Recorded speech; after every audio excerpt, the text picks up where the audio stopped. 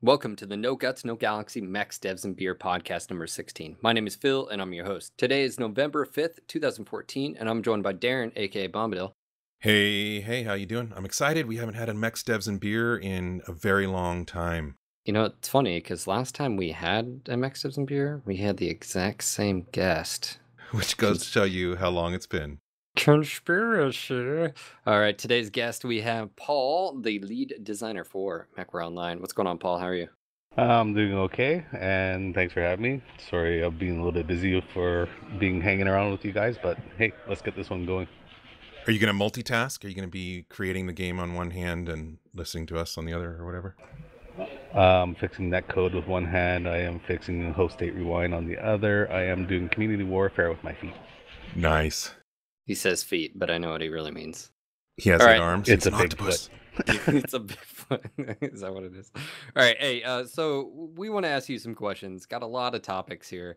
A lot of people want to pick your brain, and we figured it would be a great time to do it. And again, appreciate you taking the time to do this. But let's go dive in here because the first topic we have here is game modes. Now, one of the things that pops up in my mind when we talk about game modes is assault, and specifically turrets affecting gameplay. It affects the movement on particular maps of teams. It affects the position. An example would be like Forest Colony, right? The turrets on Forest Colony basically make it so when you go midway, you can't go any further or else you start getting pelted by LRMs. And then on River City, pretty much it turns into a Citadel fight because, again, you can't go left or right of the Citadel without, LRMs affecting. So I guess my question is, have you guys thought about putting different turrets for different size maps? Well, the whole thing about the turret system is that they were an experimental technology to begin with. We decided to put them into a game mode for Assault just to see how they would play out, how they make defending a base, how they make attacking a base different than your standard just run and gun. One of the things about the turrets is that they were set up in a way that every single map has that turret built into it. So if we want to make an adjustment to a specific turret, we have to go into that map and make the adjustment there. We can't make a global change to the turrets. However, with community warfare coming along and the illustrious Mr. Brian Windover reworking the code for turrets, let me just go back a little bit. There was a time when we were talking about Merc units being able to upgrade turrets on planets that they have taken over. And this is still something we're working towards. And this is also part of how the turrets are being loaded out, how they're being built. And the idea of customizing turrets allows us to actually adjust the in-game turrets for game modes such as Assault. So yes, there will be different kinds of turrets coming in. We do want to get rid of the long-range missiles on the smaller maps, so you can approach a turret a lot easier. The big thing we're getting feedback from in terms of data collecting was how long it takes to take a turret out, how much damage are those things putting out, and we do understand that there's at times where a turret can be quite devastating to a team. So yeah, it's something we're looking into, and it's something that we're always going to be playing with in the future. I know I've heard a lot of feedback of when turrets were coming out. I remember we were all excited. Yeah, like, oh yeah, that the immersion factor and stuff like that would be really cool having an AI element. But at the time when they did come out, and this is something I guess that gets brought up a lot of times, is it used to be where lights could go and take out the caps, and they didn't really have to worry. But as soon as assault mode came in with turrets, it sort of negated that role, if you will, of like capping on assault, and they pretty much had to either sit back or try to go one on one.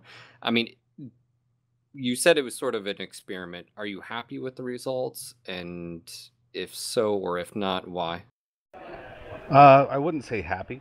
I would say they work as intended. However, at the same time, is that they are like we're basically getting to the raw point is that they're overpowered, and they are. One of the things that makes them overpowered is the fact that they don't take any sort of heat penalties at all. Like when firing a laser, they take zero heat, right? So this is something that we have to incorporate. When it comes to LRMs, they should have an ammunition limit. So basically, they'll be more effective at the start of a match than towards the end of a match. As far as roles in terms of like light mech being able to do their job properly, that's a matter of setting the hit points. And there's one time when we had the hit points set up to 150 damage, which is quite a bit of damage. Russ had us wrestle back and forth, and we pulled that down to, I believe it's set to 100 right now. If not, it should be around 100. We have the intention of bringing that even lower. And the thing about bringing hit points lower is that we will increase its firepower. So this comes into the whole balancing that's going to be coming with community warfare as well. All right, moving on to Conquest mode. Are you happy with where Conquest is now? And are there any other things that can be done to continue to develop Conquest further? You know, Conquest is a funny mode because we actually put it into the game to have somewhat of a backstory behind why you would be doing something on a map. Like, not just anything, but just some sort of concerted effort for a team to focus on trying to gather all these resources, and the team with the most resources at the end of the match are going to be the winners. Now, what's happened is that obviously it's devolved a little bit into basically lights running around trying to cap, and the rest of the team's just smashing into each other, just trying to kill the other team off completely. This isn't ideal. It's something that we are looking into. We have been talking about recently. It's still up for investigation. Whether or not we keep it in the game, that's something that's even up for debate. Like, we will make that cut if we have to, but at the same time is that we don't want to make a cut too soon and just leave you with just two game modes out there while we try to bring up a third one. So we're going to be investigating more and more as we start basically getting over this giant hurdle of community warfare. With Conquest mode, I've seen suggestions out there of, it becomes very stagnant. Obviously, is what you mentioned, it is the deathballing basically occurs, right? Is before, and this just happened recently where you guys upped the tick mark to be able to capture cap points. But a lot of people basically say, what's the point? It still doesn't matter on a lot of the maps because they're so small and you have 12 mechs and stuff. Have you guys considered, and this is an idea I've heard of, doing something dynamic where the caps don't really equate to just necessarily just losing the match, but some type of dynamic event where you cap and you get turrets at those locations, or you cap that way. Again, it forces something more than deathballing. It requires people to actually go to these locations. I mean, have you thought about that? Yeah, and we've also thought about plans of going down the reward route as well. Like, make it worth your while to cap those points, and make it worth your while to counter cap points, right? We just got to make sure that we're not giving away 10 million C-bills per match, but at the same time is that there's got to be some sort of incentive for every action that we want you guys to be doing in a match. And right now, I don't think that incentive is there. Right, so like I said, we are investigating it and seeing what we can do with it. That is a good idea too, though, about popping up a turret in that cap location, but I'm not sure if we can pull that off yet. Yeah, I like that idea as well. That would be pretty interesting. Well, also too is it'd be interesting if for every cap point you do, and you guys have mentioned AI and stuff, but possibly every time you cap, it's not only point wise, I guess, but maybe reinforcements, whether that's tanks or infantry or turrets or something, to where dynamically it actually incentivizes capping. Obviously, it's just ideas that we've read in the community, and of course, just making it more enjoyable. And you guys have talked about the whole sort of rush mode, which I think is sort of what Invasion. We're going to talk about that a little bit later, but definitely I look forward to the game modes getting a little bit of love. And speaking of which, Skirmish, I think this is I think a lot of people enjoy Skirmish because they don't like Conquest, right? Or they don't like Assault, and it just becomes just basically we kill you and you kill us, or and that pretty much goes to it. But unfortunately, this goes back to the whole deathballing, and deathballing, I guess, is just sort of a normal player behavior, right? That's what players do. The game promotes it. And safety in numbers. Yeah, I mean that's normal, right? But is that the whole intent? I mean, you guys sort of put that into you put in Assault, you put in Conquest, and the people didn't like the fact that there's turrets or that they could be outcapped. They just wanted to fight. Do you like this game mode? I mean, do you like that deathballing is sort of the go-to, or? Well, the thing about deathballing is that is a totally player-driven aspect of that game mode. Like, Skirmish is, as you say, the very raw game mode for MechWarrior. It's 12 mechs versus 12 mechs just beating the living snot out of each other. And that's what people were asking for. And we gave it to you uncensored, raw, no little, I don't know, hidden objectives in there. It's just, here you go. This is a 12v12 match. Last man standing wins. And when it comes to deathballing, you know what? That is a valid tactic for skirmish, because what you're doing is trying to survive. You're trying to outlast the enemy team. And that's unfortunately what's going to be happening in this kind of a game mode. And yes, it is intentional to be that way. All right, so that covers pretty much Assault, Conquest, in Skirmish questions we have right now. But still kind of within the territory of game modes, solo drops. Have you ever considered allowing different maps to have smaller team sizes? For example, maybe 8 on Forest Colony? Now, this touches on to something that I probably shouldn't be talking about, but at the same time is something that I'm very passionate about. We love that. If we do want to be doing things like smaller team sizes on a per map basis, I wouldn't do that in core gameplay. What I would do is pull that into the whole realm of Solaris, right? So if you want to go 1v1, you can do that. You can do 2v2, 3v3, 4v4. Might skip 5, 6, 7, skip up to 8. Maybe, I don't know if you want to go 12v12 in a small map for Solaris. But this is where we can really allow the competitive teams and just people who just want to basically have the biggest, let's say, flag on the battlefield, right? So that's something I've always been trying to lean towards personally. But we're still in the talks with that. Russ and I have been talking about that actually fairly recently and quite extensively, and it's something that we're really excited into doing. Now, obviously, this doesn't necessarily have to do with game modes, but it definitely affects it. Is the map sizes? Obviously, the older maps were designed literally around having 4 mechs on per side and then 8, and Forest Colony being one of those, River City. Obviously, it's gone up. You've got another 8 mechs on the battlefield. Have you thought about, maybe getting the mappers to open those up a little bit, or do you like the fact that they are a little bit closer, so it does change up the gameplay that's had on them? Well, here's the thing: is that we are going back and we are going to revisit the current maps, right? That's every single map that's out there, from the oldest to newest. Every single one of them can use a little bit of gameplay tweaking. Every single one of them could use a little bit of scaling. We could theoretically push out the train a little bit in the map like Forest Colony to make it a little bit bigger. We could change the pathing up. We could change the sight lines up a little bit more. My big issue with Forest Colony has always been the fact that you can see from one base to the other from as soon as you spawn. And that's something I'd like to see get addressed. And yeah, it's something that we do have planned in the new year. That is something I know a lot of people are going to like, just the whole kind of going back and retouching some of the older maps. Whatever kind of passes are done on them. I know there's an argument out there. People are like, no, just leave them alone and just do new maps. But there's a lot of good maps, and it would be cool to see, where they could go. Can you? Well, one thing you can touch on, is the fact that, there's maps out there like Alpine, for example. It's not the most favored map out there. It is one of the bigger ones.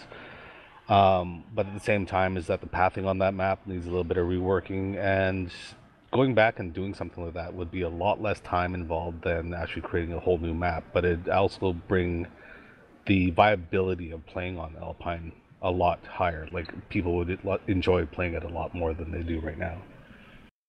Terra Therma. Oh, geez, did I say that? Well, so there's a few things I wanted to bring up. Is on certain maps, obviously, I know we're getting off track here, but I think it's okay. We're talking about polish. Really, that's what we're talking about, right? I mean, obviously, you are literally working on community warfare, getting that out. When we're looking at polish, and one of the things critiques about maps has been, on Forest Colony and River City, the brown and the lack of color and the again the design faults in those. And it is good to hear to know exactly what you were just saying is those do need fixed. They do need looked at. Cover, concealment, being able to see across Alpine. I think obviously I know not all maps are supposed to feel exactly the same, but those are definitely I-9 Hill, Alpine, being able to literally see every single movement, how, especially on like even Assault, how beneficial it is to have the I-9 Hill and that base, because the enemy team can't assault your base without you being able to shoot them and stuff. So, I think it's really important for people to know that you guys are looking at those things, and because yeah, you could spend all the time and energy to create new maps, but then we're still stuck with imbalanced maps, and we're still stuck with maps that need love. I mean, really. Yeah, plus you're gonna get a lot faster turnaround on that kind of touch up rather than creating a whole new map asset, right?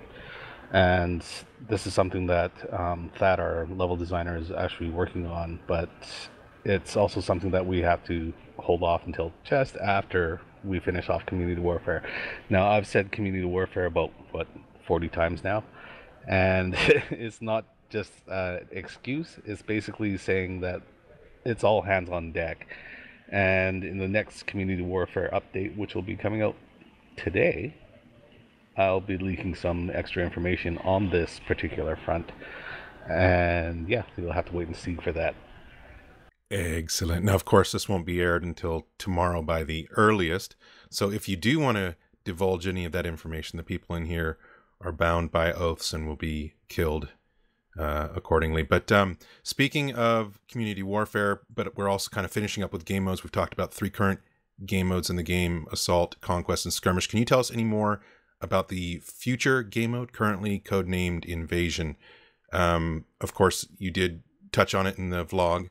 If you want to reiterate any of that, that's fine. But if there's anything that you want to, I don't know, for example, leak right now, that would be fine as well.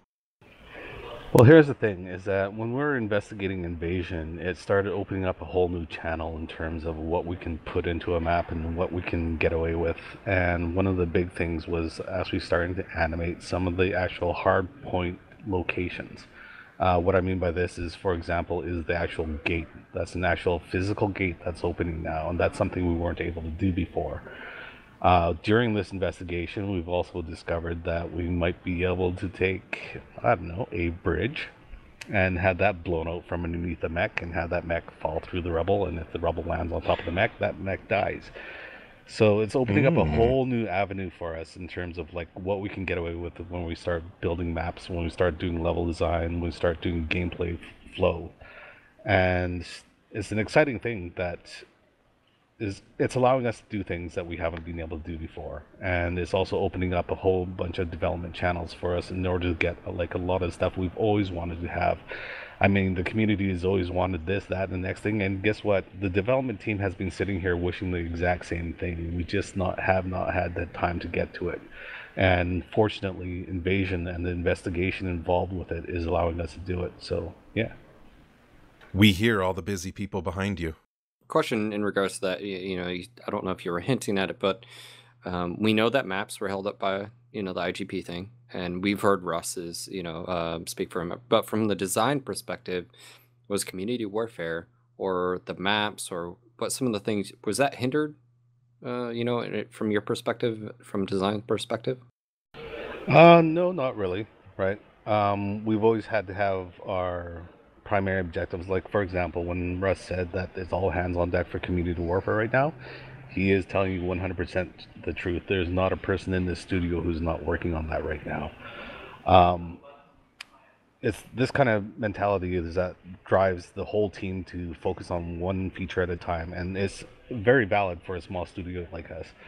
But at the same time, is that those targets that we would have, target dates, target, I don't know, feature sets, would be shifting when it came down to this whole, I don't know, balance between IGP and PGI. And that's one of the great things that has come out of this, is that we are now in 100% control over what we want to start doing, when we want to deliver things, where we deliver it, and how we deliver it. In regards to the Invasion, you guys have done public testing before. Is there going to be a public test before it goes live? Get possibly thousands of people, in it. That's not really my call. That's actually Russ's call, whether or not he wants to get that content out there. Like, we do understand, like, you have to understand that we do get it, that we do need to have serious amounts of testing on this game mode and this map. But at the same time is that we also want to have some sort of oomph when we start launching community warfare. We want people to log in and just go, oh my god, this is the greatest thing ever. Right? And when you have a public test, it kind of takes away from that feeling. There's no real gotcha moments anymore. So that's one thing we were talking about. It's marketing driven, but at the same time, it's builds up a level of excitement within the community that we don't want to lose. I was gonna say, I think we've talked about this before, but I think a lot of people felt about that way, let down about the clans, and we've heard a lot about that. But I could definitely see where you're coming from. I remember when the clan, are we gonna call it the debacle? That I will hold my tongue on the clan one. No, tell us how do you really feel? No, because there's still people around this office who can come over here and stomp on my, you know what. All right, walking into obviously we just talked about game modes and some of the things that a lot of players, and it's been a topic of discussion, but that systems in MWO, you guys are doing things that literally no MechWarrior game has done before, and also you're sort of taking it to the next level. What I mean by that is stuff like ECM being able to counter and disrupt. You've got obviously line of sight, target sharing. You've got hard points. All that whole works. But let's go ahead and talk about one specific thing. ECM. I know a lot of people feel like it's in a good place. Some people don't feel like it's in a good place. But you guys just recently did a buff to BAP. So now that there's so many counters to ECM, have you guys thought about bringing in new mechs that actually have ECM in the time frame? Have you guys thought about that? Yeah, and there's even talks of adding ECM to some of the current existing chassis. Like, for example, like I'm not going to say there's all of a sudden going to be a generator with ECM, but that's an example. Is that there are certain chassis out there that do not have ECM on any of their variants, and that's something we are investigating. As for bringing in new content, new mechs specifically for ECM, that would be outside of my realm because that is a Russ and David Bradley call. I basically wait until they stick the mech into the game, and then I just work with them from there. Now with ECM, there's a lot of discussion of a lot of people don't like it. Some people love it. What are your thoughts? That's a tricky balance there. On one hand, I think it's great at what it can do. I mean, the ability to be able to essentially stop an LRM storm. The fact that it does such a, I don't know, black and white job of it, that's something that can be debated. That's something we're always talking about internally. I know this is a hot topic within the community, and I have this conversation on a daily basis with Russ. Is like, what can we do with this? What are we going to do with this? There's a whole bunch of great ideas we've read from the community. We just got to make sure that we're taking this in the proper vein of what we want ECM to be doing. I guess the best thing that I can say is that as we figure out what we want ECM to be exactly doing, you will see the changes coming down the line. And Russ is your guys' champion right now. So basically we have these discussions, we run the pros and cons through everything, and then we look for solutions. And we also look to the community for solutions, so keep those rolling in. Very good info. Yeah, that ECM is such a touchy subject. It's one of those that is very divisive. You have people that absolutely love it and people that absolutely hate it.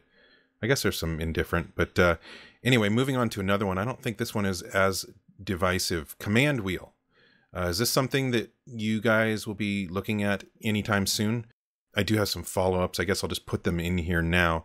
If you are looking at it, and I hope you are, no pressure. Do you know how you're going to make it work, i.e.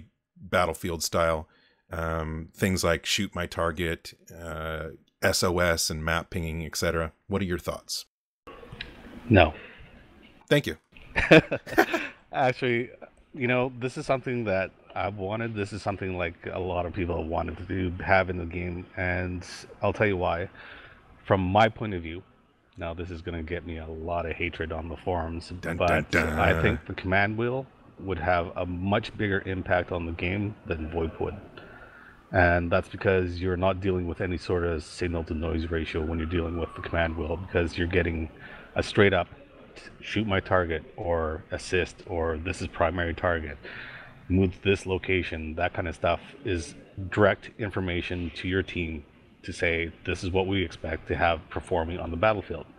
Whereas with VoIP, you're going to have this slight kind of conversation. You're going to have people who call out certain situations that it isn't understood. Like military slogans aren't understood universally throughout the world, and you're going to get confusion there. You're also going to get a lot of noise from people who use it as their own personal play-by-play status update. Now, I'm not sure if any of you have ever played Arma out there using voice. Yes. It's kind of ridiculous because Or you got a Planet guy Side saying, 2. I'm in this position, I'm moving forward 20 feet, okay, I'm here now. Now I'm going to look over there, I'm going to shoot over there, now I'm going to go this way, and it's just like, stop with the noise. And I know, yes, you can mute those players, but the thing is, you're going to get to the point where you're muting so many players, you just may as well turn that feature off, right? And this is why I feel that command wheel is such a big feature to get into the game. It's something I'm going to be pushing for almost immediately after Community Warfare goes live. Russ has some other features that he wants in the game, but at the same time, this is something that I think we can concurrently develop, like right in the new year. So we'll let you know as the development progresses there. I think one of the important things is to look at what aspects of MWO, as far as in teams in combat, are lacking. And I think the biggest thing is communication. Now, I'm in 100% agreement, Paul, about VoIP. But I also want to preface this for everyone listening. I think they're two different things. I don't think you can say VoIP is the end-all be-all.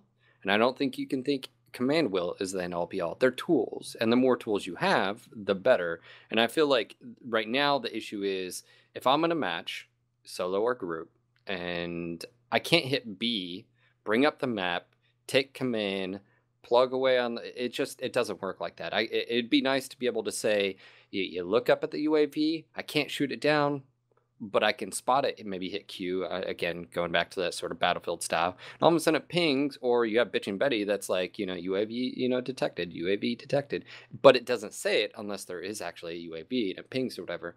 And I feel like communication is probably one of the biggest benefits to actually being on TeamSpeak that we always talk about, right? As coordination is OP, like in that nature. So I feel like command wheel is a must, and I think no one would argue with that. Across the board, I just feel that that sort of argument between VoIP needs to go in our command wheel. I think it's two different arguments and it's two different tools, and I think both are great. But me personally, I'm turning VoIP off.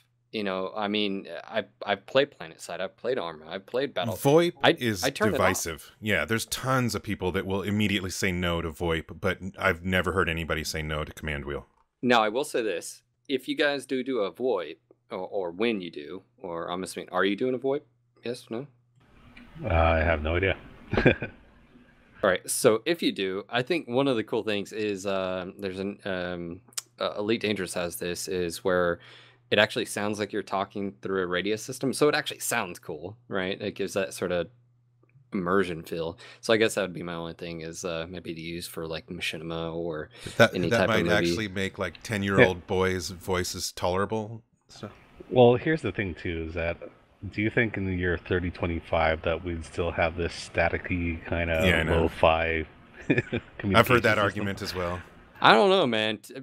It's more like immersion, though. Yeah, and military technology, they go for ruggedness over sometimes quality. I mean, that is one thing. Even today, I will it's not say, the latest iPhone. Come on. Yeah, come on. But yeah, no, command wheel, it's a must. VoIP. Yeah. See, I agree with you, Phil, is that there is no end-all be-all to either one of them, right? The reason why I do favor the command wheel is because of the low signal to noise ratio. Yeah, and I think what happens if that person turns off VoIP? Then what, they get no feedback? And I feel like if you have both, if there are going to be times when I will say I hop in group and I know pretty much everyone on the enemy team or my own team. And so knowing those players, we're on different team speaks, it would be nice just to be like, hey guys, we're going to move up here. All right, sounds good. We're on your 6. That's going to be expected, but the ability to be able to turn it off, or maybe even mute players or whatever, I don't know.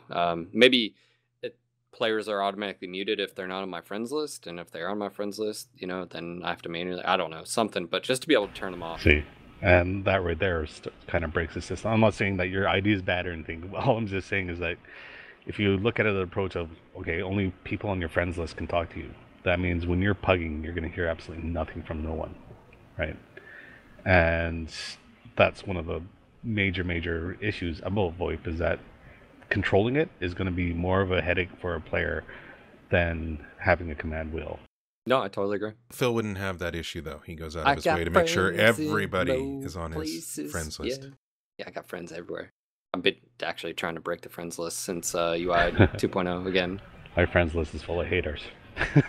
Right. I had 2,700 and we broke it. Yeah. All right, moving on. That's good news, though. So sometime immediately after Community Warfare, look for something like Command Wheel to at least start in development. That would be awesome. So many people would be happy about that. One last thing under systems, and that's sensors and radar. Are there any plans to develop electronic warfare, that role, further? Definitely. Like, there's just so many potential avenues that we can go down with all that stuff. So it's, like I said, all this stuff is great. It's stuff we want to be doing. It's stuff even the team's just all excited about, but we just don't have the time to get to it yet. Now, remember that community warfare is one of the final big pillars that we have to push out for MechWarrior Online, and this is going to open up a lot more bandwidth for us to start approaching the stuff that we want to see in the game. Sensors, the electronic warfare role is something that we do want to see improved on drastically.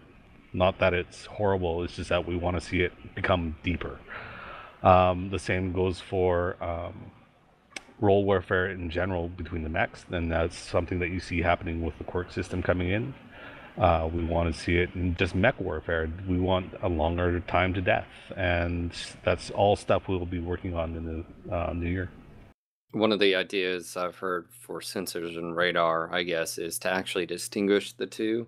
Right now, that how it works is if you have line of sight on a target within 750 meters, you lock on, and it automatically gives you their, after a few seconds, you get target info, as far as their loadout and stuff. A lot of people have brought up the fact of there's a role there for possibly lights of what happens if you have line of sight and you can lock on, it gives that red bracket, but unless you're in your sensor range, you're not going to get that target info unless either one, you're in that range, or two, you have a light mech or maybe a specialty mech that can lock onto that target as well and share. But then as soon as there's a lot of those ideas, and it gives them a role on the battlefield, not just being, there for damage or, stuff like that. And I think a lot of people are looking forward to that just sort of being expanded upon, is that distinction between a mech being just, hey, I'm just here to take damage and deal damage and that's it, to me actually being able to perform a role, whether that's... Well, being a heavy pilot, I have no problems whatsoever using a light pilot to be a antenna meat shield. So yeah, all that kind of stuff is very valid and stuff that we could bring in. But again, it'll be in the new year. All right, so question about Matchmaker. Now, we've had a lot of discussion with Carl about this, the technical side behind it, and we've heard Russ's opinion on it. I want to get your feelings, like your feels. I want your feels on player choice in regards to group size and mech selection in the public queue. And I'm not going to say anything. I just want to hear your thoughts and opinions. Go. Let me see. Honesty is the best policy, Paul. No, I'm just actually rethinking the question because someone came up behind me and kicked my chair, and now I'm just like, what? Yeah, now what he's getting at is, like group queue, public queue. Right now, players have a lot of player choice, from group size to mech selection and so forth. There's not a lot of restrictions. Not saying that's good or bad, not pushing an agenda, but, basically, what are your thoughts? Oh, okay. Yeah, about that. I'm all for whatever is for the betterment of the game, right? I mean, there's that whole saying, you're not going to make everybody happy, and that's true, but at the same time, it's like, you got to allow some sort of choice, because otherwise it just becomes this grind of, I'm dropping into random matches, or random maps, random game modes. I have no control over it.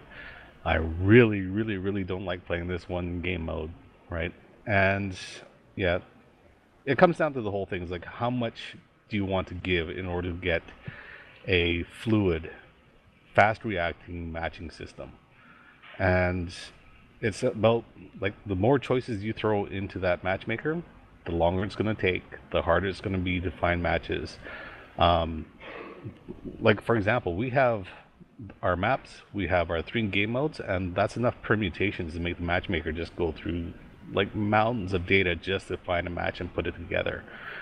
And the more we add to that, the more maps, more game modes, it's just going to exacerbate that problem. So we're going to have to look into exactly how we're going to address this. This is something that is an ongoing conversation that's between Russ and Carl, and I just chime in on whether or not I think it's going to destroy the wait times or not. So I have a question. Obviously, we've talked about this in length, and I wanted to hear your opinion. I don't want to, push an agenda, but my question would be: is you said the game comes first and game balance, right? That's most important. Looking at the current system right now, when you guys implemented the solo queue and the group queue, originally the plan was to have 2 to 4 mans with the solo droppers, and then above would be the bigger groups. Is there any correlation between like group size and win rate? And I mean, Well, okay, yeah, we know okay. there is. Yeah, okay. So let's just be honest here. Right now, the game basically says the bigger the group, the better, and so just group up. Well, I feel like that's sort of counterintuitive, because you're going to get to a point where Matchmaker basically knows there's no chance in hell that whoever they match up against, that they have a chance of winning. But I guess that's where my main issue, and I went on a rant on the NGNG podcast about it, of saying, like, if I drop 20 times and there's 2 times where a matchmaker knows I'm not going to win, that to me as a player, that's not acceptable. Some people would say, well, it only happens like twice, Phil, out of 20 matches. But to me, I'm like, that's not acceptable. I mean, basically, this has been an ongoing issue. We have, Phil, I tend to agree with Phil, but I'm not as hardcore about it. I just because I play a lot of similar games, group size usually aren't over 4. I understand the math and the science behind it. But why is that? I guess. But the point is, the thing. But what I'm getting at is that there's plenty of people out there that totally disagree with Phil and I, and that is totally okay. There's people that say if you take out the 5+ groups, I'm going to stop playing the game or whatever. So we understand there's that contingent out there. Phil and I just happen to have the opinion that smaller groups would lead to better balance. Now, would it be enough of an upgrade to the balance of the matches to make the game significantly better? Maybe, maybe not. But yeah, I mean, that's essentially what is underlying all this. Well, here's the thing on that, is that the group sizes of 5+, for example, they aren't necessarily for the betterment of the game. What they are for is the betterment of letting players play with their friends. Now, you have 5 friends, you all having beers, like, let's play MechWarrior Online. There's a 7-man group now just dropping into the matchmaker, right? That's not a very friendly situation for the matchmaker to deal with. There are some things that I'm not sure if people are overlooking, but the fact that you have a 12-man group.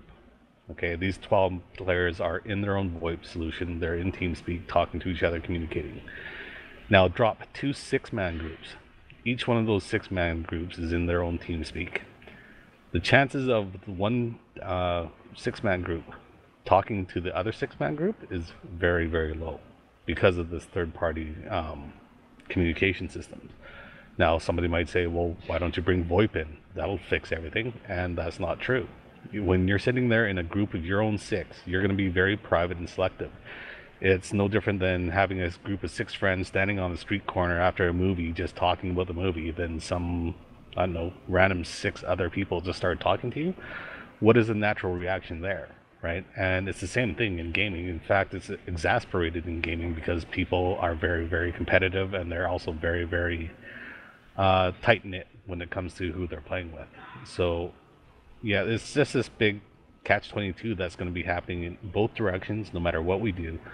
The things that we have to do is basically see what we can do to get the matchmaker doing its job, doing it efficiently, while allowing players to have as much choice as they can.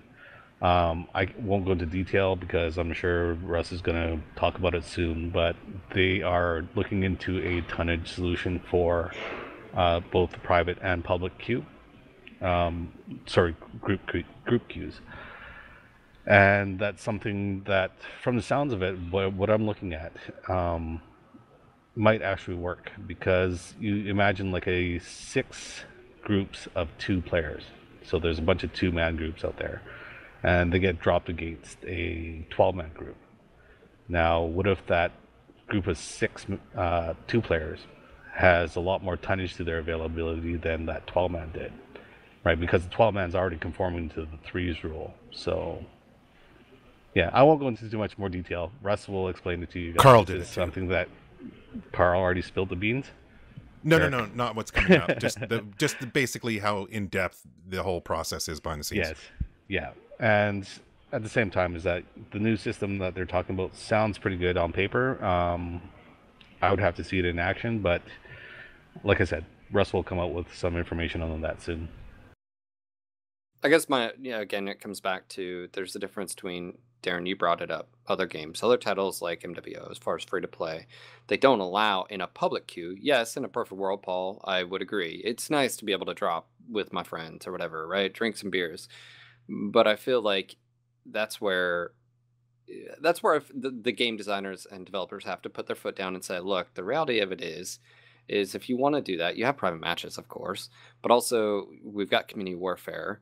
You mentioned it yourself. There's going to be issues once you add more maps and game modes, but also no other games do it. Like, I don't know of any others that allow it's not always comp teams, even though they get dragged through the mud, but anybody with 8 to 12 man people, and they're organized. I mean, you're talking on multiple different levels. Not only are they organized on TS, they're coordinated, and we already know how powerful that is. That whatever builds they're rolling. I mean, you literally can set up, and there's teams that do it currently that never lose. Yeah, ever. But I want to reiterate that, number one, this is just Phil and I's opinion as far as having smaller group sizes. And also, it's not, these things aren't black and white. They're very gray area. You're talking about game balance or matchmaker balance versus basically player quality of life. And so how much is doing something like we're suggesting going to improve matchmaker, and how much is it going to take away from gamer quality of life? So I definitely am hearing the people out there that are saying F you, Phil, for even suggesting it. I'm just bringing it up because it is an issue, and there are people that, it's like, well, it's an issue for some, and it's not and I for guess, some. Paul, is a lot of people have this magical, matchmaker system that, right, all matches are going to end in 11v12. But even Carl mentioned this last time we had him on the podcast. He said it's actually funny. The closer ELO variance is to each other, the more stomps we see, which he said that's actually an interesting correlation, because, you get this opinion that, oh, well, if everyone's equal skill, that closer matches. But the reality of it is you can't screw up as the skill gets closer. And as you move up, one mistake. So, it's just one of those things where...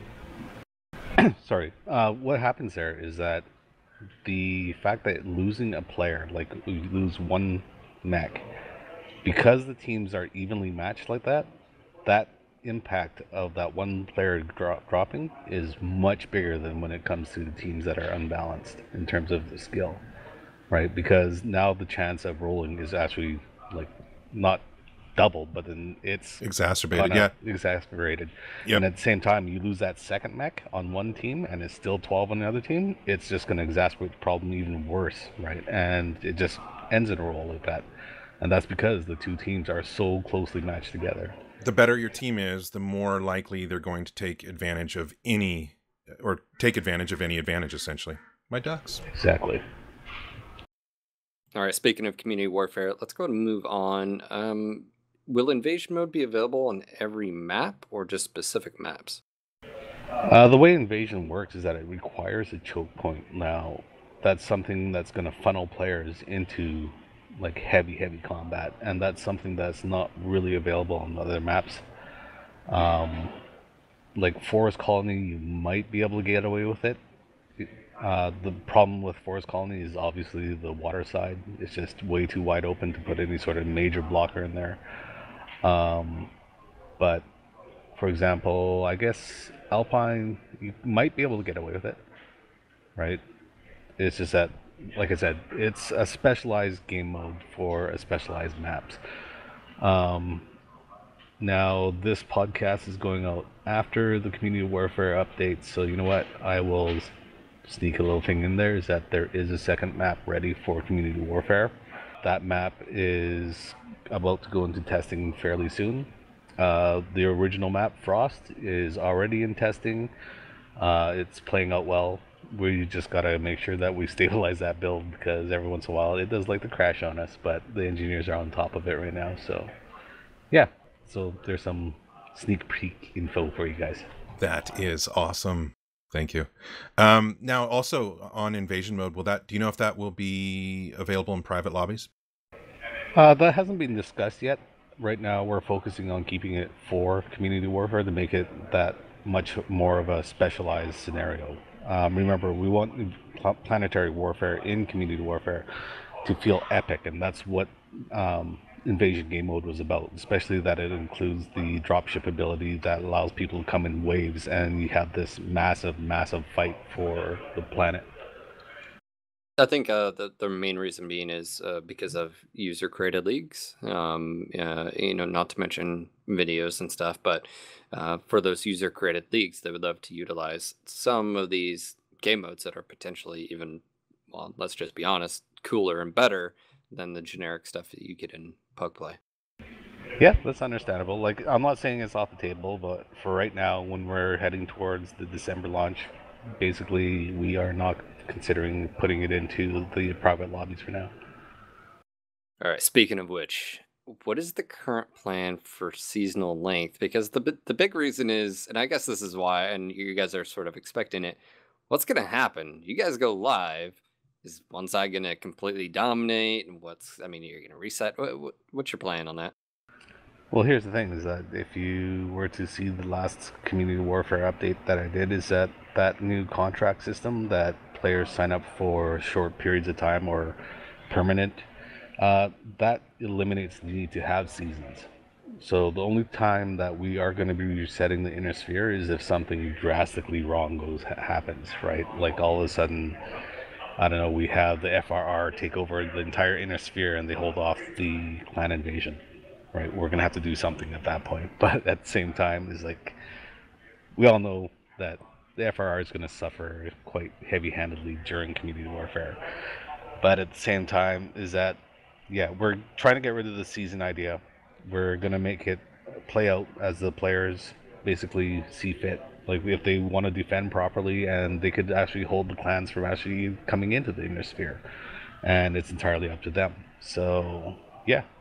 So you're saying that you're thinking actually of getting rid of seasons altogether, and the only way you're going to reset it, I'm just wanting to reiterate because this is a big deal, is if something essentially goes drastically wrong or somebody completely dominates.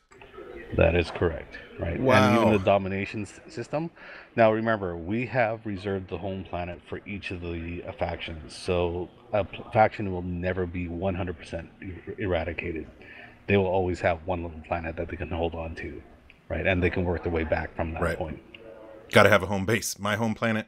So, question for you, and Daeron, we've talked about this on the podcast, is how much of an advantage will, I guess, bigger units be, and what is the size limit on that? And the reason that question I think is there is a lot of units on like World of Tanks would split up into multi-units, and the reason being for that was because one, they could hit multiple planet, or they, in this regard, you could hit multiple planets, border planets, whatever factions going on, and that there was a limit. And the reason I think this is really important, Paul, is one, the size of the unit, and then do they have to split up, or what about alliances? And when then you start getting into, if there is small units, then they'll have alliances and possibly resources.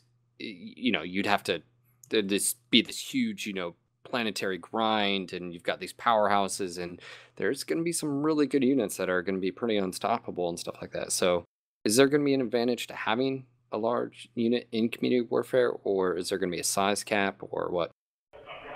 Sorry, I gotta quit smirking every time I hear that term.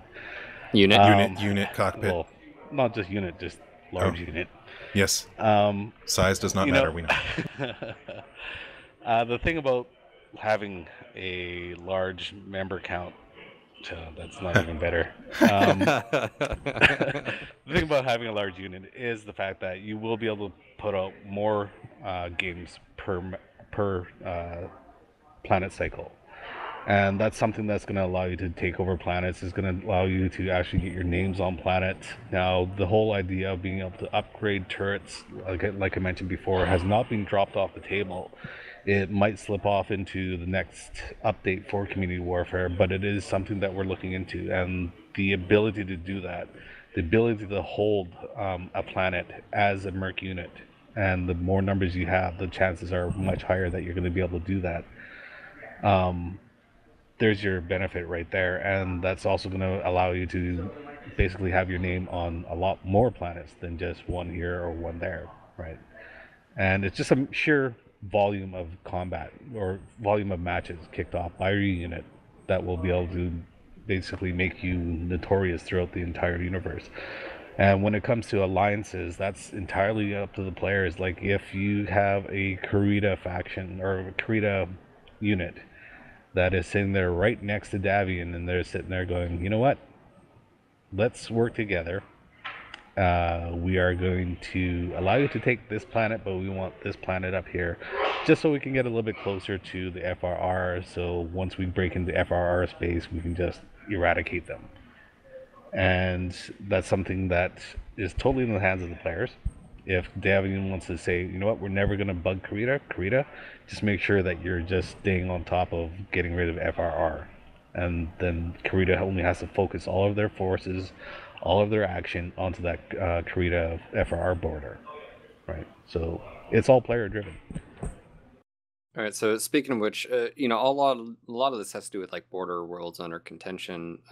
Is there going to be any way for via like special contract for like a behind enemy lines, maybe to throw off, like if, you know, the whole front being able to jump, I guess 2 or 3 or 4 planets inward and maybe pull people away? Is that ever going to be a possibility for maybe like mercenaries or something? Not at the gate. That's something that would probably come with some sort of logistics, right? And like I said, logistics is something we want to do, but it's such a big undertaking that would have to wait for a phase 3 of Community Warfare. And I see that kind of activity as being a part of that, right? So it would be a ways out. It's something that we're never going to say no to, but at the same time, we have to make sure that we hit our targets properly on our way there. So, yeah. I am so excited for this stuff. I mean, I'm sure there's some people that, you know, don't touch it with a 10-foot pole, but player alliances and you know, politics within a game, it just harkens back to Eve and World of Tanks. I love that kind of stuff where, you know, different units are working together, and it's just like real world politics where, you know, personalities can make or break it, and things could be changing on a daily, weekly basis. It's just going to add such another level to the game. I can't wait.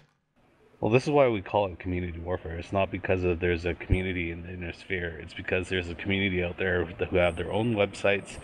They have our forums, they go to Reddit, they go to 4chan, they go to wherever they have to go to create their own little, I don't know, backstabbing cliques, and they're going to pull off this incredible stunt that's just going to blow our minds, right? Yes. And that is what we're all about. Like, go ahead, do that.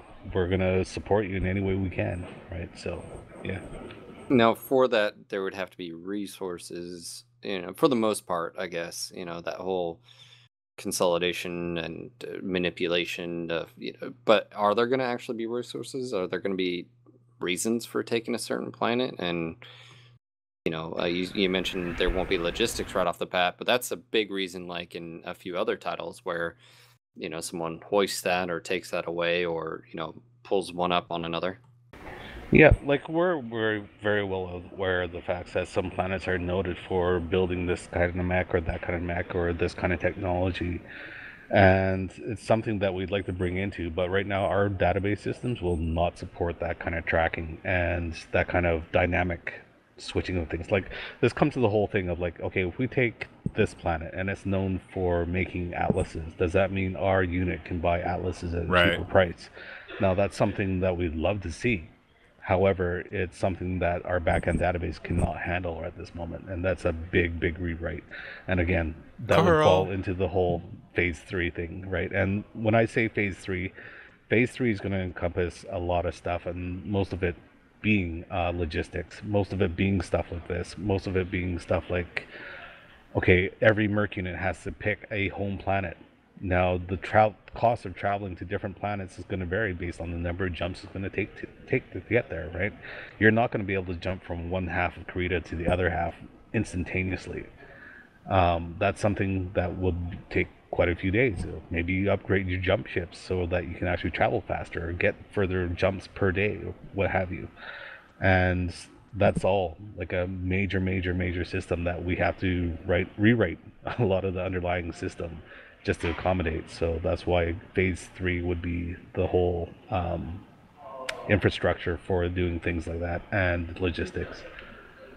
Well, I think one of the things that's always been on our minds in the past was, when you look at MWO specifically, the core game, you don't lose assets, right? You don't lose a mech, you screw up whatever, you just go on to the next match. It's the C-bill grind, right? And I know you guys removed repair and rearm for a good reason. It was very punishing, especially to new players, and it punished players for like taking out their toys, right? I'm assuming when you say logistics and stuff, is that ever a possibility to where, like, there's an actual purpose of having plans? Like you said, atlases are cheaper to where you may actually lose max, or maybe there's more to it to destruction of assets, or. I'm not sure about pulling assets out of somebody's account. Now, that's something that could go into some sort of hardcore mode or something, but it would not be something that you just openly just go, you know what? You lost that fight, say goodbye to that very expensive atlas you just paid for, right? Or somebody comes in, new to the game, they see the Timberwolf, they love it, so they buy it with MC, they go into a match, and also bang, it's gone, right? That's something we do not want to see happen. Although it may be amusing, but we don't want to see it happen. So mean. Well, speaking of resources, another resource, unit coffers. You've mentioned a couple things that those could be used for. Are there any other ideas or any other things in development that units will be able to spend their coffers on? Right off the gate is going to be used to cover drop costs. And after that, it's coming up to the whole logistics thing. I mean, something that I mentioned earlier was the whole thing about being able to upgrade turrets. Now, I'm not sure as of right now if we're going to have that capability on day one, right? It might actually come before phase three. It might come right after we launch community warfare. But that's also something that would be really cool, is that if you did get the maximum number of wins, or sorry, the highest number of wins for a planet while you're attacking it, your unit's going to take control of that planet. Your unit can then use the C-bill coffers to upgrade the turrets turrets for any games that happen on that planet from that point on. Now, if you lose that planet, right, you're going to say goodbye to your turrets, but at the same time is that it's going to make it a lot easier to defend the planet when you do have upgraded turrets. The timeline, have you guys ever thought about, replaying like 3050 over and over, or are you guys going to jump new mechs, tech? I mean, what are your. That's so far down the line that would be something that Russ could talk about, because Russ also talks about things like 3025 only tech, or things like specific mechs on certain battles on this specific planet, right? I would expect those to require a database rewrite as well. Yeah, but at the same time, is that it's stuff that they are currently implementing while they're doing phase two, right? Not as a full-on feature, but they're just planning for it. They're making sure that when a planet is selected, that there's a set number of rules that you can put on that planet. So when you drop onto planet Romulus, you can only take these mech chassis, or you can only play in this game mode, or only on this map because it's specialized, right? And that's something that's got a backbone to it, but it's not going to be a fully featured planned thing in phase two. All right, so this isn't the topic of community warfare, but I definitely wanted to bring this up. You mentioned time to kill earlier. Obviously, that was a big topic over at the general forums, and a lot of people's opinions are, with the quirks coming in, that it would lower time to kill. And obviously, time to kill has a ton of variables, but you mentioned it specifically. The time to kill obviously changes with skill level, what mech you're in, what mech's decisions, player decisions, map, game mode, stuff like that. But you said it was low. What are your thoughts on that? And what are your thoughts on possibly adjusting it? Well, here's my thing: is that I think time to kill is way too fast for a game right now. Um, there's a reason for this, is just because of the pure damage output that every mech can do, right? This plays out totally different in tabletop than it does in a real-time simulation game, and it's something that I'd like to address. Now, this is a highly contested type of conversation that happens here in the office. Now, since Russ has thrown me on the bus a few times in terms of throwing Here we go. out some things along the lines of, what does the community think? Well, here's what I think, and this is just a personal thing, is not a directive from the company. It's not something that's going to happen, but at the same time, I just like to know what the community thinks. What I would like to do is bump up the the structure inside of a mech. So basically, there's more internal health points, and increase the health on items. So instead of just 10 health on a medium laser, it'd have like 20. Your internal structure would go up by, I don't know, 15 to 20%, just to see, like, just increments to see how long we can set it, so that it takes a little bit longer for you to kill a mech. And now, we will keep in mind that if we do something like this, we will increase ammunition counts, we will increase things like, just basically anything that we need to do adjust for this increased duration of constant damage output, but for longer periods of time. So it's something I'd like to get some feedback of from the community. Take that, Russ. Well, it's definitely a topic out there with, obviously the quirks just came out, and a lot of people were saying, well, the time to kill is going to go down because some of these quirks are extreme, and you have level tier 5 through obviously 1, and 1's not getting anything. But it'll be interesting seeing the changes, what are quirks going to do to the actual gameplay from, in a week, 2 weeks, 3 weeks from now. But it almost feels like the quirks touched on some of the offensive capabilities, and a few of the mechs got defensive and, general armor or internal structure buffs. But I think it'd be interesting, phase 2, apparently, with movement quirks or movement system, or what about, other stuff like sensors or whatever. What's that going to change? And I'm assuming what you're talking about would sort of apply to that, which is the mechs and how they're put together and why. But one of the things is, in the novels we always talk, we always read about mechs being different, and they're manufactured by different, companies, and some quality are, some have better qualities, and it just sort of, to me, it makes sense that bringing in the whole, I don't know, critical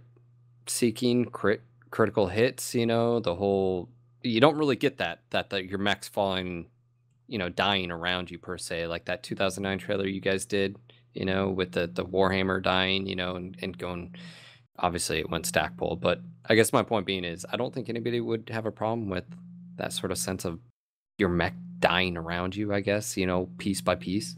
Yeah, and there's someone here in the office, you all love him, Alex Iglesias. He's always coming over to me, reiterating the same statements over and over again, is that the whole feeling of your mech coming apart isn't really there yet. And one of the things that kind of disappeared, I don't know why, I'm even trying to figure out when it happened, was, for example, when the ammunition used to cook off in your mech, right? There used to be that panging sound, the whole mech would start shaking, and it was like, wow, my internals are getting blown to the living hell. And that's not there anymore. So I'm pretty sure it has to do with some sort of the bandwidth limitations we had at the time, but it's something that we can reinvestigate. It's something that I think would actually benefit. the fact of like buffing internals, for example, like what I was mentioning, it would also help that notion of like, bang, you just lost your armor, right? Now you have time to actually react before it's actually just literally ripped off your body like it is currently. With a stronger internal structure, you'd be able to say, okay, now I have to consciously keep this arm out of line of sight from that enemy mech. And it would increase like longevity.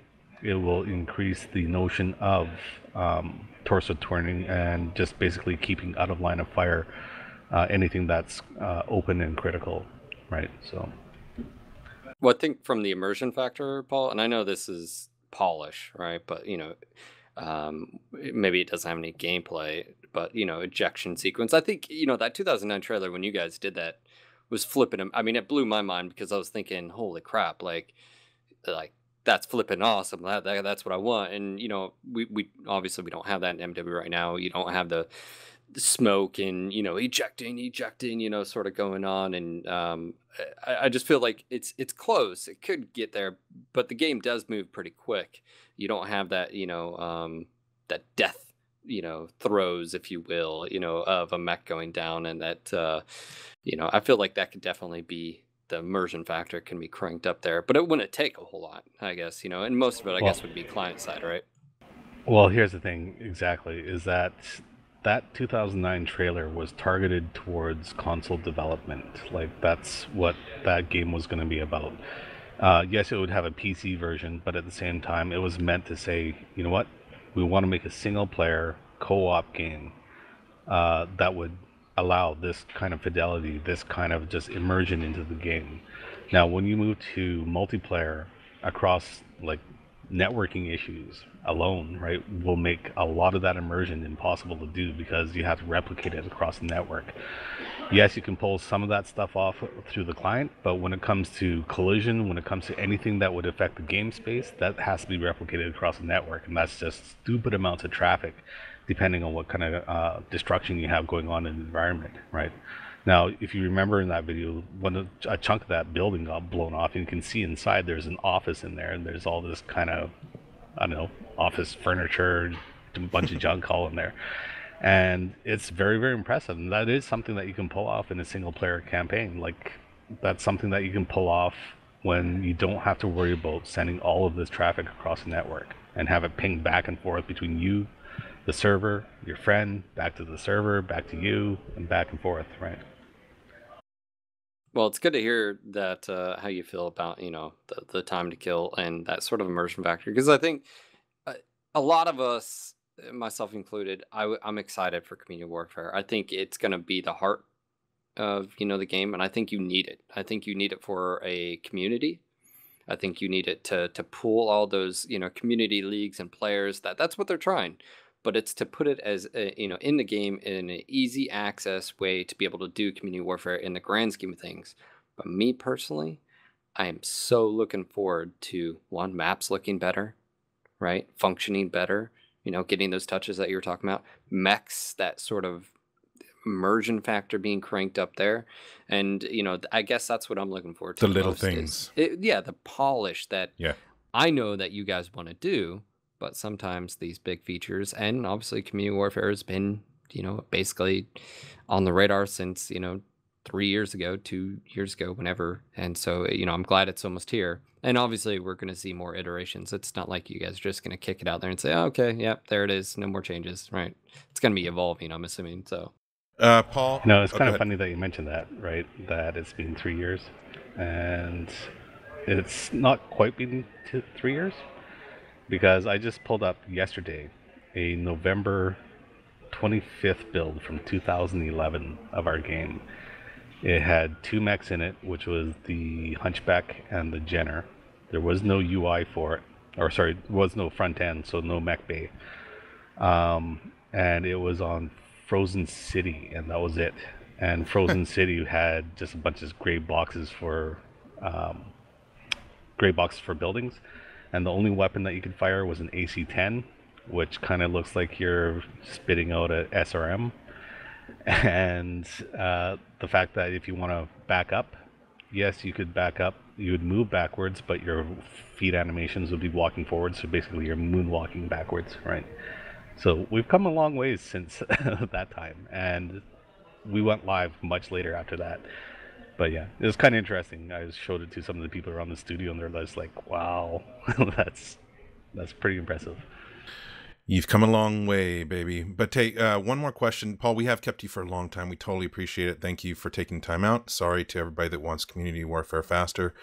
We've made it an hour and a half slower. One real quick follow-up question, though, regarding community warfare and invasion mode, which is, with the Inner Sphere mech quirks that just came out, I've heard people complaining about ammo because they're shooting faster and they're running out of ammo quicker.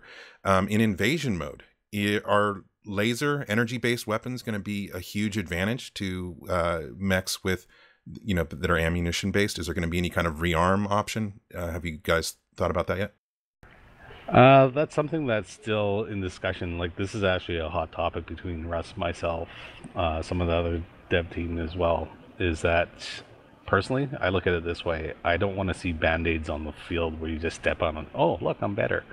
Mario. But at the same time, we do have to take into account that you're going to be burning through a lot more ammo over a longer period of time, and the longer you play for, as in the better you are, the less chance of you getting blown up, the more ammunition you're going to burn through during a match on a single given mech. So we're going to have come up with some way of rearming that mech. Excellent. Thank you. Good to know. All right, Paul, I'd just like to say thank you. It's been a while since we've sat down to talk with you, and hopefully, we'll be able to do this a little bit more often now that, I guess your work is never done. I understand that, but maybe we can snatch you and do these type of things, and possibly even next time we'll do a thread and ping for community questions and just read them off and let you answer them directly. But I just want to say thank you. Yeah, thank you for your time. Appreciate the honest answers. Thank you, Paul. And I'd like to say, again, I think it means a lot for you to be open and communicative with the community. I think a lot of people enjoy just the straight answers, and I think a lot of people are going to be excited about what you've been working on and some of the stuff community warfare. Me and Daeron, obviously, we know, but we are. I'm giddy like a little schoolgirl. It's awesome. It's great. You guys are going to love it. But anyways, guys, I'd like to say a big thank you to our community, our listeners, new and old, and our amazing staff, and of course our sponsors. You guys are awesome, and I just want to say thank you again for helping grow NGNG, and it's been an amazing journey. Again, 3 years. We just hit our 3-year mark. It's crazy. Wow. This was your local No Guts, No Galaxy MechWarrior podcast. Signing off for tonight. This is Phil. And this is Daeron. This is Paul. Until next time, Mech Warriors.